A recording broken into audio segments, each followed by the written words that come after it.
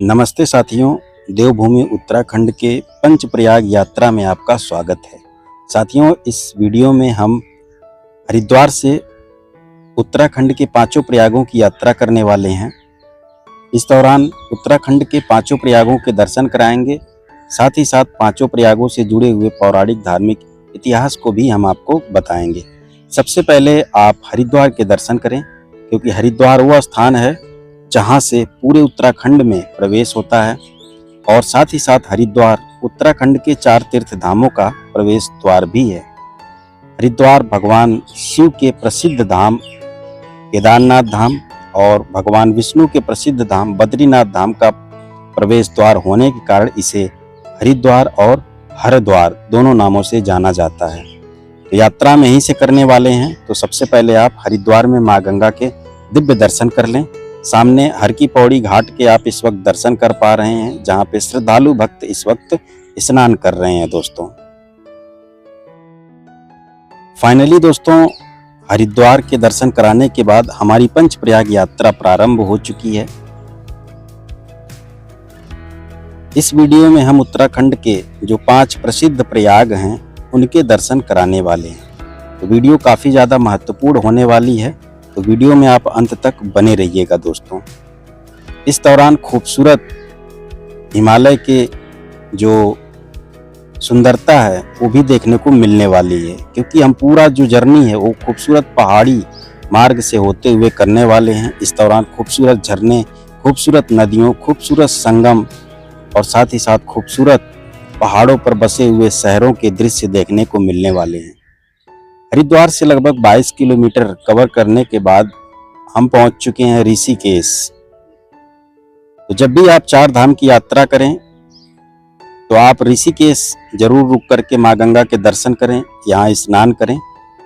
ऋषिकेश हरिद्वार से मात्र 22 किलोमीटर की दूरी पर खूबसूरत हिमालय की पहाड़ों की गोदी में माँ गंगा के तट पर स्थित एक खूबसूरत सा पर्यटक स्थल है, धार्मिक स्थल है, आध्यात्मिक स्थल है और साथ ही साथ भारत की योगा कैपिटल है, जहां पर भारत ही नहीं बल्कि विदेशों से बड़ी संख्या में पर्यटक आते हैं योग करने के लिए, मेडिटेशन करने के लिए। ऋषिकेश में जो राम झूला है वो काफी ज्यादा फेमस है दोस्तों। ये है राम झूला, तो इस झूले पर आप भी चल करके लुत्फ उठा सकते हैं। ऋषिकेश के दर्शन कराने के बाद अब हमारी पंचप्रयाग यात्रा आगे बढ़ चुकी है दोस्तों। अगला जो पड़ाव आएगा हमारे इस पंचप्रयाग यात्रा का वो होगा देवप्रयाग संगम, जो कि हमारे पंचप्रयाग का पहला संगम होने वाला है दोस्तों, जो कि हरिद्वार से लगभग 70 से 75 किलोमीटर की दूरी पर स्थित है दोस्तों। तो हमारी यात्रा हरिद्वार ऋषिकेश के दर्शन करने के बाद आगे बढ़ चुकी है दोस्तों, और हमारी इस यात्रा में देवप्रयाग तक माँ गंगा के सुंदर स्वरूप के दर्शन होते रहेंगे। हमारे दाहिने साइड माँ गंगा के दर्शन आप करते रहेंगे दोस्तों। देवप्रयाग के बाद माँ गंगा का साथ छूट जाता है, उसके आगे माँ अलकनंदा के किनारे से होते हुए हम अपनी आगे की यात्रा करते हैं दोस्तों। 2025 की जो 4 धाम की यात्रा है वो ओपन हो चुकी है, 4 धाम के कपाट खुल चुके हैं और इसी क्रम में मैं यात्रा प्रारंभ कर चुका हूं दोस्तों चारों धामों की।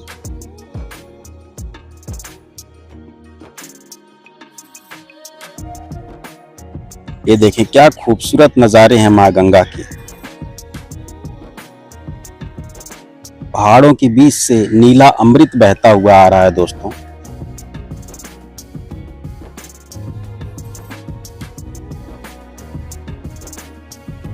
अभी दोस्तों हम देवप्रयाग पहुंचने वाले हैं, बस कुछ ही दूर रह गया देवप्रयाग। फाइनली हम देवप्रयाग पहुंच चुके हैं दोस्तों। ये देवप्रयाग संगम के आप दर्शन करें, हमारे यात्रा का ये पहला संगम है देवप्रयाग। धार्मिक महत्व के आधार पर देवप्रयाग अंतिम प्रयाग पड़ता है, 5वां प्रयाग। इस स्थान पर अलकनंदा और भागीरथी नदी का संगम होता है। इधर वाली जो नदी है ये माँ भागीरथी है और उधर वाली जो सामने से आ रही है वो है माँ अलकनंदा। यहाँ पे दोनों नदियों का संगम होता है दोस्तों, और संगम के बाद आगे की जो जलधारा है वो माँ गंगा कहलाती है। तो इस स्थान पर माँ गंगा का निर्माण होता है। तो जब जो भी यात्री बद्रीनाथ केदारनाथ धाम की यात्रा करते हैं तो इस संगम पर जरूर रुकते हैं, यहाँ स्नान करते हैं संगम में, इसके बाद आगे की यात्रा पूरी करते हैं। तो आप भी जब भी कभी आएँ तो यहाँ संगम में स्नान जरूर करें। मित्रों, इस स्थान पर भगवान श्री राम का मंदिर है जिसका नाम है रघुनाथ मंदिर। इसी संगम के तट पर भगवान श्री राम ने तपस्या की थी। रावण वध के पाप से मुक्त होने के लिए यहीं पर उन्होंने कड़ी तपस्या की थी। ये वही तपस्थली है भगवान श्री राम की, जहाँ पर बैठ करके उन्होंने कई वर्षों तक कड़ी तपस्या करी थी, तब जाकर के रावण वध के पाप से भगवान श्री राम मुक्त हो पाए थे। तो यहाँ पर आप भी जब आएं तो यहाँ नतमस्तक होकर के आप अगर क्षमा याचना मांगेंगे तो आपसे भी जो जीवन में अनजाने में पाप हुए हैं, जाने अनजाने में, उनसे मुक्ति मिलती है। तो अभी आप संगम के दर्शन करें दोस्तों, बहुत ही सुंदर संगम है। दोनों नदियों का जल बिल्कुल नीला अमृत स्वच्छ है दोस्तों, और काफ़ी सारे श्रद्धालु यात्री इस वक्त स्नान भी कर रहे हैं देवप्रयाग संगम के। और ये जो आप शिला देख रहे हैं, इसके शिला के ऊपर भगवान श्री राम के दोनों चरणों के निशान मौजूद है दोस्तों। ये जो आप देखें बिल्कुल स्पष्ट भगवान श्री राम के चरणों के निशान मौजूद हैं।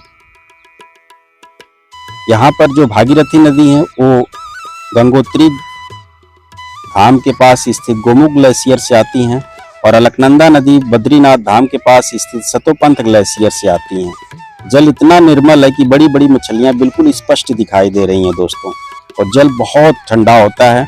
यहाँ जरूर आप स्नान करें और साथ ही साथ भगवान श्री राम मंदिर में जा करके दर्शन जरूर करें। कहते हैं यहाँ पर स्नान करें और इसके बाद भगवान श्री राम के रघुनाथ मंदिर में दर्शन करने से जो व्यक्ति है जाने अनजाने में हुई गलतियों के पाप से मुक्त होता है और जीवन मरण के चक्र से मुक्त होकर के मोक्ष की प्राप्ति होती है। ये देखिए कितना सुंदर दृश्य इस वक्त देवप्रयाग संगम के आप देख रहे थे। तो देवप्रयाग संगम के दर्शन कराने के बाद अब हमारी यात्रा अगले संगम की तरफ, अगले प्रयाग की तरफ बढ़ चुकी है। देवप्रयाग तक हमारा साथ माँ गंगा के साथ था और अब माँ गंगा का साथ छूट चुका है। अब हमारे साथ माँ अलकनंदा चलने वाली हैं पूरे सफर तक, पूरे यात्रा के अंतिम पड़ाव तक। अब हमारे दाहिने तरफ आपको सिर्फ माँ अलकनंदा के दर्शन होने वाले हैं दोस्तों। अगला जो संगम आने वाला है मित्रों वह है रुद्रप्रयाग संगम। यहाँ पर देखें अलकनंदा नदी बिल्कुल एक यू शेप में प्रवाहित हो रही हैं। देवप्रयाग से जब आप कुछ दूर आगे बढ़ते हैं तो आ जाता है श्रीनगर। उत्तराखंड में भी एक श्रीनगर है जो कि देवप्रयाग से मुश्किल से 20 या 22 किलोमीटर की दूरी पर पड़ता है। देवप्रयाग से 20 या 22 किलोमीटर की दूरी पर पड़ता है। तो अभी हम श्रीनगर पहुंच चुके हैं। श्रीनगर से जब आप थोड़ा सा आगे आएंगे तो आता है माता धारी देवी का मंदिर, जो कि बिल्कुल अलकनंदा नदी के तट में, अलकनंदा नदी के बीचों बीच दिखाई पड़ता है। सामने आप देखें तो ये है माता धारी देवी का मंदिर। तो चलिए माँ धारी देवी मंदिर के भी आपको हम दर्शन करा देते हैं दोस्तों। माँ अलकनंदा के बिल्कुल बीचों बीच स्थित है माता धारी देवी का मंदिर। ये काफी चमत्कारी शक्तिपीठ मंदिर है माता धारी देवी का। माता धारी देवी चारों तीर्थ धामों की रक्षक देवी हैं दोस्तों। ये चारों तीर्थ धामों की रक्षा करती हैं। तो जब भी आप चार धाम की यात्रा करें, स्पेशल जब आप केदारनाथ बद्रीनाथ धाम की यात्रा करते हैं तो आप माँ धारी देवी मंदिर के दर्शन जरूर करें। अपनी यात्रा के सफल होने की मनोकामना जरूर करें। कहते हैं जब आप माँ धारी देवी के आशीर्वाद प्राप्त करके आगे चार धाम यात्रा में बढ़ते हैं तो आपकी चारों धामों की यात्रा जो है फलदायी और सफल साबित होती है। माँ धारी देवी के दर्शन कराने के बाद हम अपनी यात्रा में आगे बढ़ चुके हैं दोस्तों, और हमारा अगला जो संगम है सेकंड नंबर पे वो है रुद्रप्रयाग संगम, जो कि देवप्रयाग संगम से 60 से 65 किलोमीटर की दूरी पर पड़ता है दोस्तों। माँ धारी देवी मंदिर से 12 किलोमीटर की दूरी पर पड़ता है। यहाँ पे देखिए काफी सारे टूरिस्ट अपनी गाड़ी को खड़ी करके माँ अलकनंदा में स्नान कर रहे हैं। ये देखें क्या सुंदर नज़ारे हैं दोस्तों। ये देखें माँ अलकनंदा का जो स्वरूप है बिल्कुल यू शेप में कर्व बना रही हैं। यहाँ पर प्राकृतिक सुंदरता का अद्भुत संगम देखने को मिल रहा है। पहाड़ों के बीच से नीला अमृत बहता हुआ आ रहा है मां अलकनंदा का।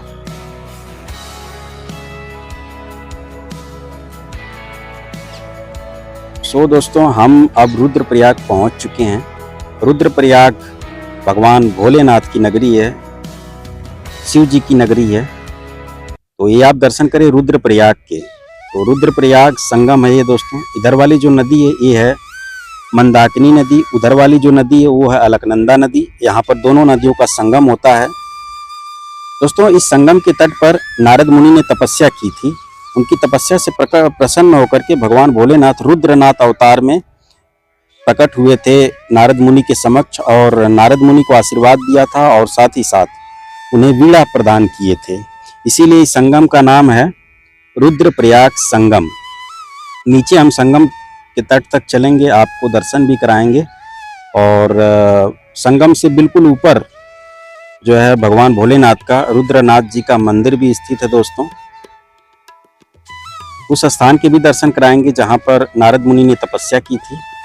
तो जब भी आप बद्रीनाथ धाम या केदारनाथ धाम की यात्रा करें तो इस संगम पर भी जरूर रुकें और यहाँ दर्शन करें, स्नान भी आप कर सकते हैं। ये देखें, बिल्कुल पास से आप इस दिव्य संगम के दर्शन करें दोस्तों। ये रुद्रप्रयाग, इस स्थान से केदारनाथ धाम और बद्रीनाथ धाम के रास्ते अलग अलग हो जाते हैं। मंदाकिनी नदी से होते हुए आप केदारनाथ धाम चले जाते हैं, अलकनंदा नदी से होते हुए आप बद्रीनाथ धाम चले जाते हैं। ये जो मंदाकिनी नदी है ये दोस्तों केदारनाथ धाम से आती हैं, और अलकनंदा नदी बद्रीनाथ धाम के पास स्थित सतोपंथ ग्लेशियर से आती हैं।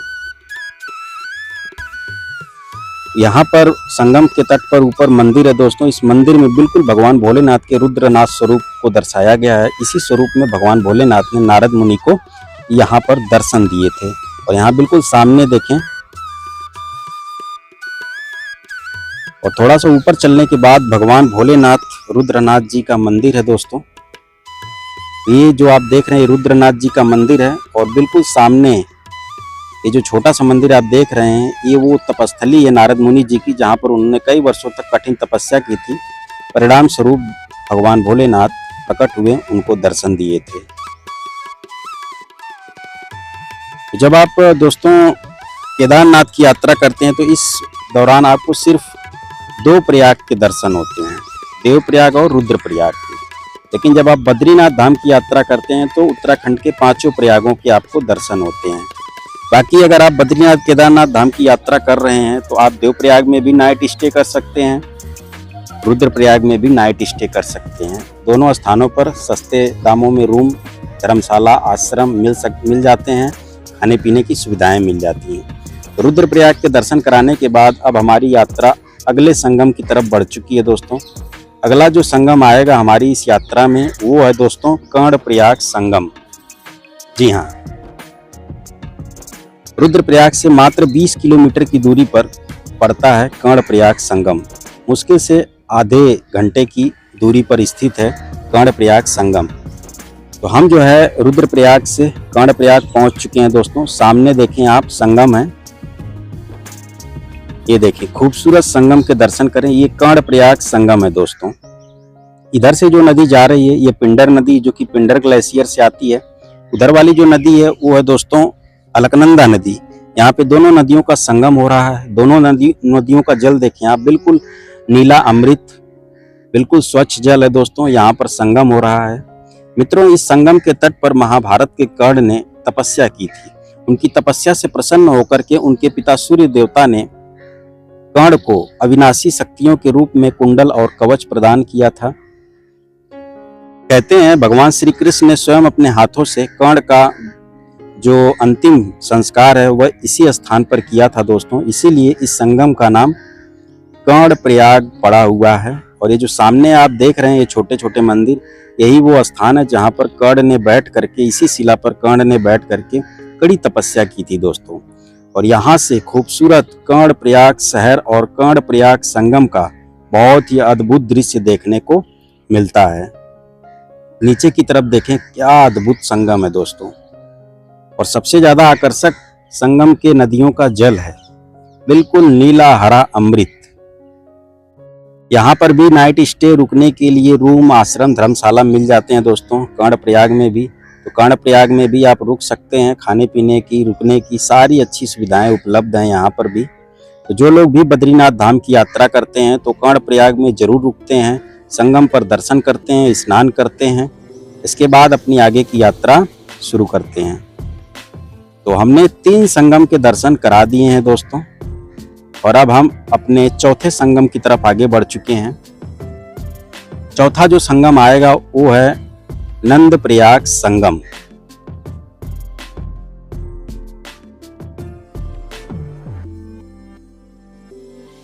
साथियों, जब आप बद्रीनाथ धाम की यात्रा करें तो इस दौरान आपको सारे संगम के दर्शन होते हैं, पांचों प्रयाग के।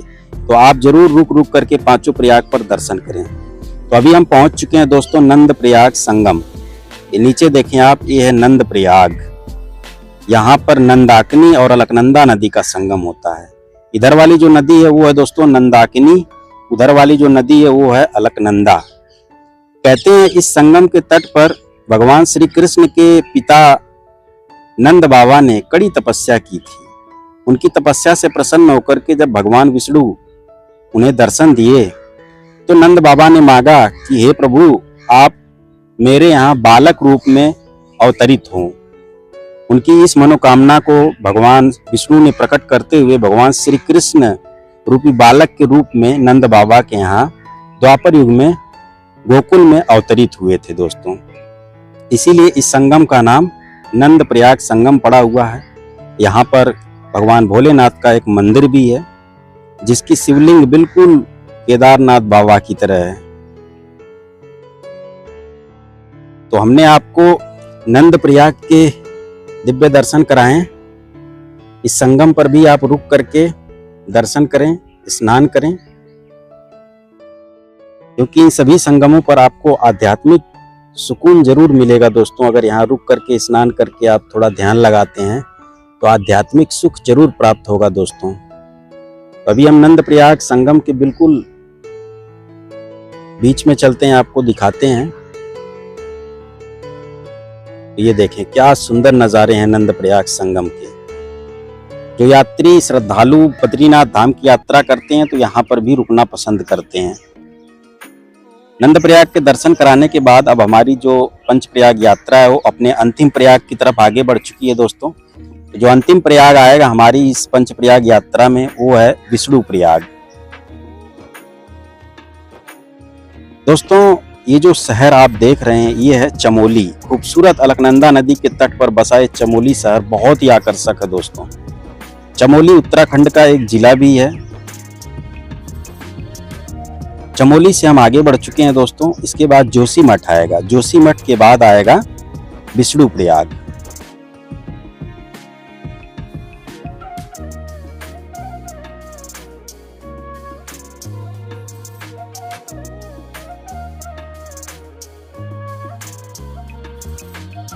दोस्तों, इसी रास्ते से होते हुए बद्रीनाथ धाम की यात्रा की जाती है।